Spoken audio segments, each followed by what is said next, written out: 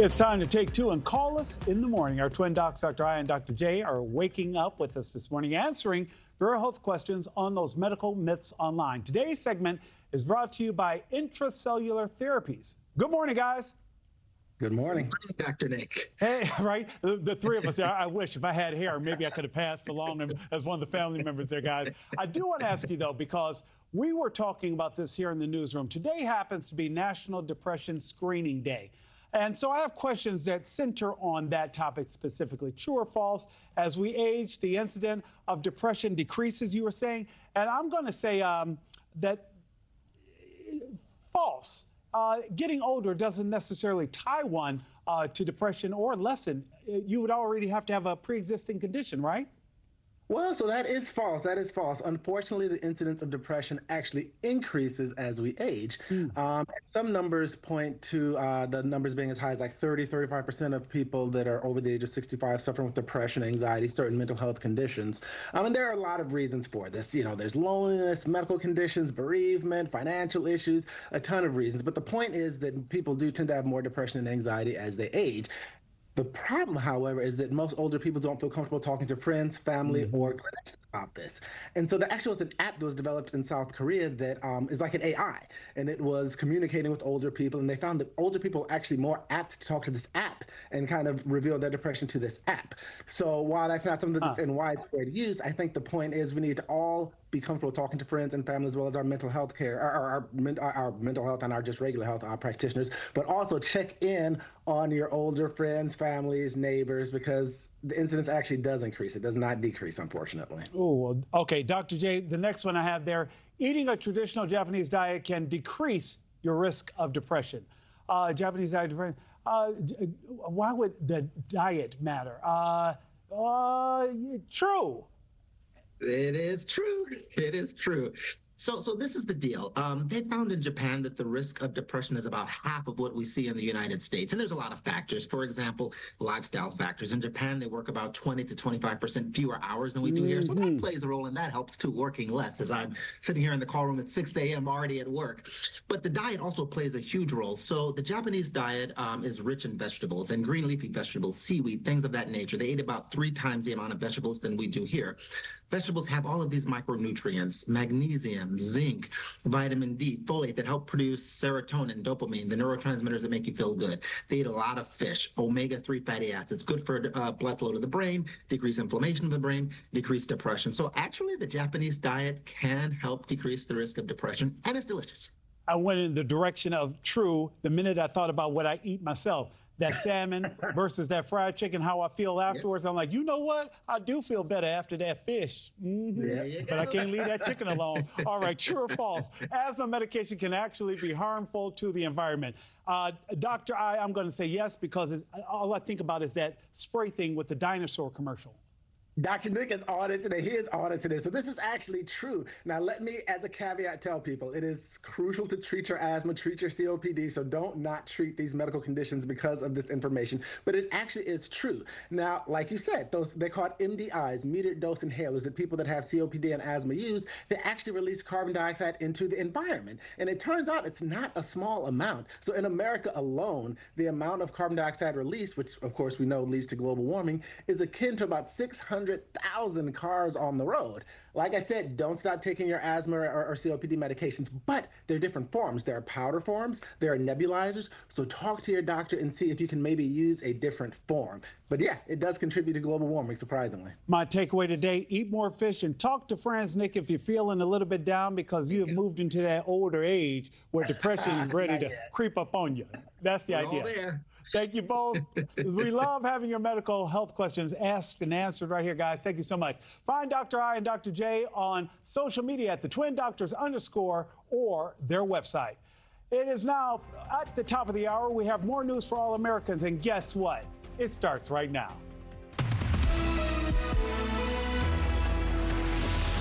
Good morning. It's Thursday, October 9th. Let's look outside this morning in America, courtesy of EarthCam. We're saying hello to Brooklyn, New York, Roswell, New Mexico, Wildwood, New Jersey, and Philadelphia, Pennsylvania. Hello, everybody in Center City, Philly. Love you guys. From our NewsNation headquarters in America's heartland, it's time for News for All Americans. I'm Nick Smith, and we have a lot of news to get to, starting with breaking news. The war is over. It's a happy day. It's a holiday here. That's what we wanted for such a long time. A happy day indeed. Israel and Hamas accepting a U.S.-backed peace plan, which includes the release of the living Israeli hostages. Overnight, Israelis and Palestinians alike celebrating the end of the fighting. And right now, you're looking live at the White House and at Hostage Square in Tel Aviv. We have team coverage from Washington to Israel. What's in this deal, why it isn't done yet, and in the hours leading up to this historic deal, NewsNation was the only network to embed in Gaza with the IDF and speak with Palestinians directly. Plus, everything we're doing is very lawful. What they're doing is not lawful. Look, he's a coward. He says a lot of things to the camera. He likes to pretend to be a tough guy. Come and get me. Come and get me. Tough talk from Illinois Governor J.B. Pritzker. This also breaking overnight. The National Guard now on duty in Chicago as two court hearings will decide the future of President Donald Trump's troop deployment in the Windy City and in Portland.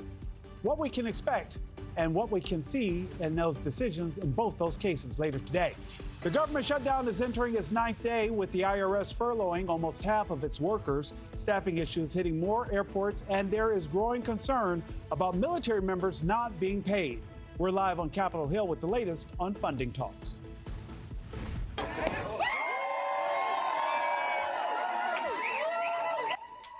But we start with breaking news out of Israel. Champagne corks popping, cheers, hugs, and even tears. This time, they're tears of joy.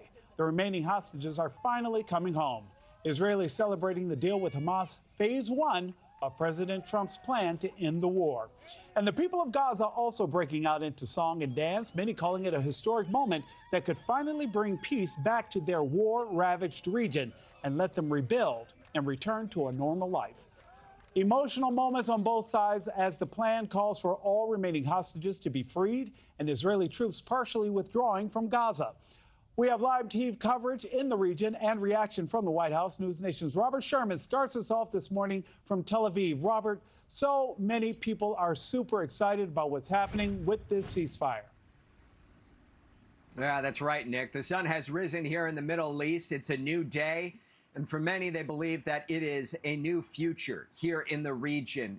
I have never seen this much optimism, this much exuberance on the ground here. Everywhere you go, people are buzzing, talking about the news that came in overnight, with Prime Minister Benjamin Netanyahu framing this as a diplomatic victory. This was a statement that he put out here. It says, with the approval of the first phase of the plan, all our hostages will be brought home. This is a diplomatic success and a national and moral victory for the state of Israel. From the beginning, I made it clear we will not rest until all our hostages return and all our goals are achieved. In the hours leading up to this deal with Hamas, you saw pressure coming from the West. You saw pressure coming from mediators from around the Arab world. And you saw pressure coming internally inside of Gaza itself. We exclusively embedded inside of the enclave with the Gaza Humanitarian Foundation, seeing some of their aid distribution sites and meeting these Gazans firsthand, asking them point blank, what have they thought about these last 2 years? And what do they think of Hamas? Here's what they said. You said you hate Israel. What do you think of Hamas? I don't know, but I hate Hamas so much. Hamas is a bunch of criminals. They don't think of our people's needs for 17 years. A lot of people here in Israel, a lot of people in Gaza, who at the end of the day are just tired, fatigued, and want peace, a lasting one that carries on through the region here. That's what they're holding on to hope for in the weeks and years to come here. Nick?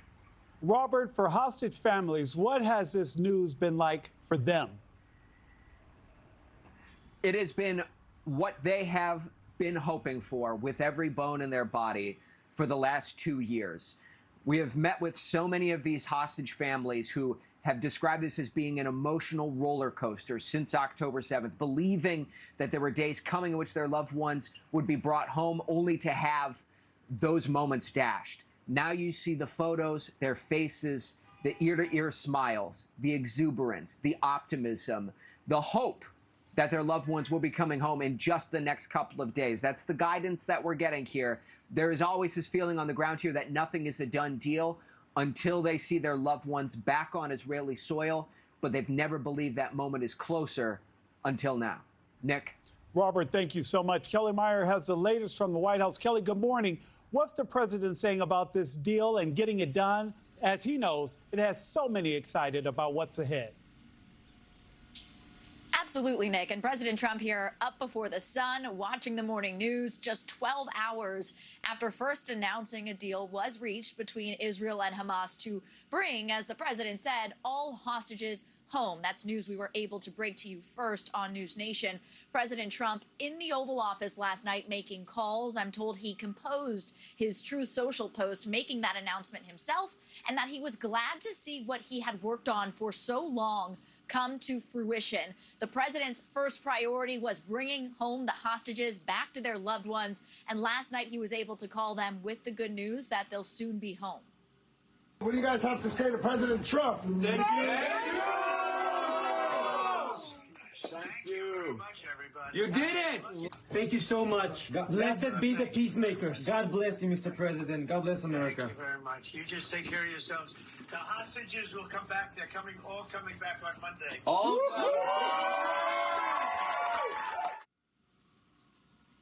And Nick, I was in the state dining room as President Trump's Secretary of State Marco Rubio abruptly entered, took a seat, and passed Trump this note you see him reading there. We learned later that it, quote, said, "Very close. We need you to approve a Truth Social post soon so you can announce the deal first." He then whispered in the president's ear, and the president told us they were very close to a deal and rushed back to the Oval. That's when we heard first from our sources with direct knowledge of those discussions that agreement was reached on the hostage release and prisoner exchange, that it would be announced that night, and that the exchange could begin this weekend. The president now teasing a possible trip to the region as soon as this weekend.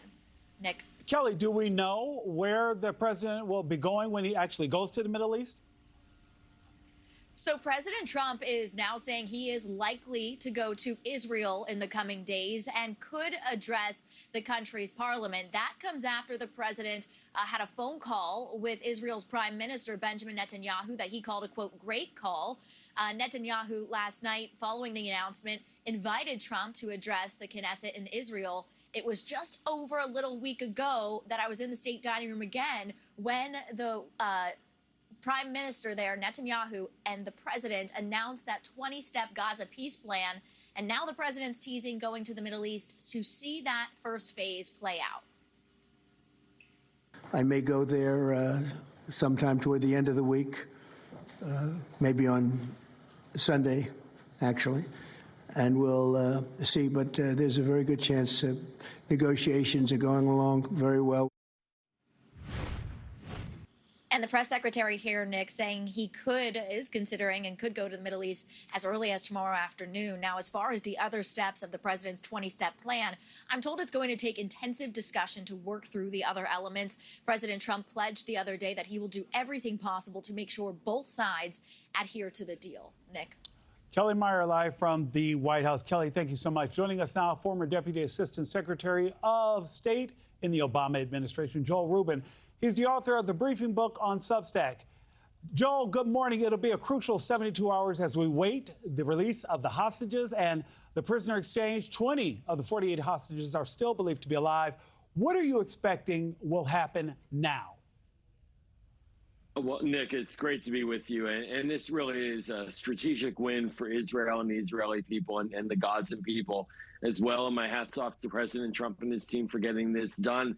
Of course, one never knows exactly what will happen in the coming days because there's a lot of factors that could impact this release. But I'm pretty confident we're going to see hostages coming out.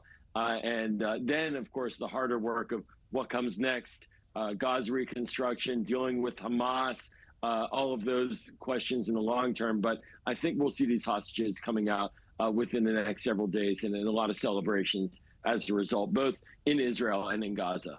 Earlier, Joel, we had a guest on the show, Ruby Shin. His son, Itay, was taken hostage. And I bring that up because he did not seem convinced or certain that his son would be possibly among those who would be released, because he's not certain his son is one of those who is in possession of Hamas, that Hamas may not have them under their control. Hamas is reportedly claiming that some of the hostages are in areas that they don't control. What's your read on that?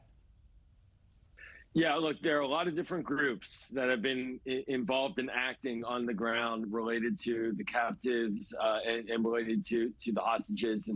And the Palestinian Islamic Jihad, for example, is one group that Hamas has been in touch with throughout multiple other ceasefire deals. We've had a couple in the past that did see hostage releases. So they have to gather those individuals. And I understand why he's skeptical and concerned. But we've got a lot of different players now involved, in addition to Qatar and Turkey, also Egypt as well, who are going to try to ensure that this gets done. And Hamas committed to it. If they don't live up to this commitment, there will be repercussions. So they have to gather all those individuals with those other groups who have been operating for the last couple of years. But of course, there is always a reason to be holding back in, jubilation until we see the people coming out. Yeah, just to piggyback on what you said there, Joe, Mr. Trump made it clear that he would almost give Bibi the green light to do whatever he needed to do if things did not go well, or if Hamas tried to do an end round at the last minute. President Trump is reportedly planning to visit Israel in just days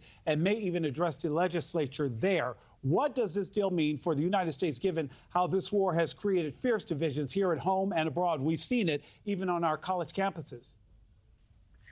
Yeah, it really has. And I hope that those folks who've been calling for a ceasefire will also celebrate this. There's a lot of concern that certainly from folks who support Israel, as I do, that the voices calling for a ceasefire are not calling just for a ceasefire, but are actually calling for an end to America's relationship with Israel. That's not going to happen. We've seen by this effort that a close relationship between the United States and Israel gets results. We see the other Arab countries in the region talking to Israel directly. Some have made peace. There may be hopes for future deals as a result of this. And so Israel is an embedded country in the Middle East. The United States, we are close allies of Israel. We're getting these results. It's now time to move forward and support the process to ensure that there really is peace, and that the people in Gaza in particular don't have to live under the dictatorship of Hamas anymore, so we can have true security for the long run. Former Deputy Assistant Secretary of State, Joel Rubin. Joel, thank you so much. Thanks, Nick. Tensions flaring in Washington as we enter the 9th day of that federal government shutdown. Right now, you're looking live at Capitol Hill, where a 6th attempt at passing a spending bill failed in the Senate. NewsNation's Tom Dempsey has the latest from the Capitol. Tom, good morning. We're seeing lawmakers confronting each other in front of cameras. A lot of theater, but not a lot of action. That's right, Nick. Good morning from the Capitol. Look, the government shutdown has officially entered week 2, and it really shows no signs of ending anytime soon. But here's the thing, that blame game between Democrats and Republicans, it appears to be growing even more heated, and that was seen firsthand during this exchange between House Minority Leader Hakeem Jeffries and Republican Mike Lawler. Take a look. You wanted Republicans to be here. I'm here. Why are you? And by the way, you can pass an ACA extension right now. Sign on to this bill. Did your boss sign on to the bill? Is your boss Donald Trump behind it? HR 5145. Why don't you get on it? You're a complete and total embarrassment. Yeah. You're embarrassing yourself and your district right now, and you're going down to defeat next year. And that's just sort of where things stand with this government shutdown right now. And here's the thing, Nick, if this shutdown continues this time next week, 1.3 million active duty U.S. military members will start missing their paychecks.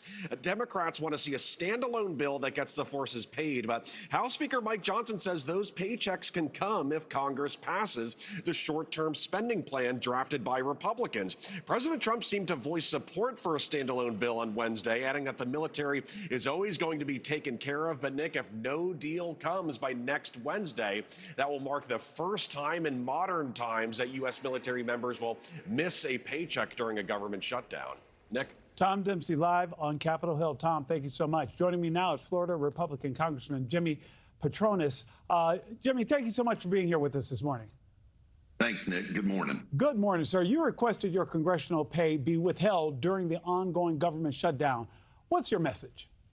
Look, I feel like Congress is dysfunctional. We're not doing our job. And you've got some knuckleheads in the Senate that are obsessed over controlling an agenda when we're on the verge of having, in the state of Florida alone, 155,000 public servants that are going to lose a paycheck on the 15th. So, we need to get back to work.